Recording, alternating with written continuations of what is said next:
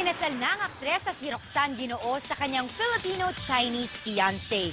Ito'y matapos siyang manganak noong Setyembre. Narito ang eksklusibong pasilip sa kanilang pag-iisang dibdib. Blushing bride si Roxanne Ginoo nang ihatid sa altar ng kanyang mga magulang. Pribado ang pag-iisang dibdib ng aktres sa negosyanteng si Elton Yap. Walang kapantay ang saya ni Roxanne sa panibagong yugto sa kanyang buhay. Sinundan ng kasalan ng engranding reception sa NBC10 sa Taguig kung saan ginawa ang first dance ng bagong kasal.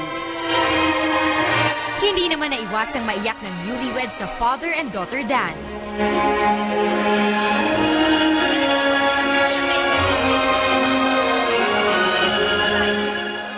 Walang kapantay ang saya ni Roxanne sa panibagong yugto sa kanyang buhay. Ano feeling ng bagong kasal? Wala na ako masabi. So happy. Dream come true para kay Roxanne ang maging misis sa Tina pero hindi raw niya iiwan ang showbiz.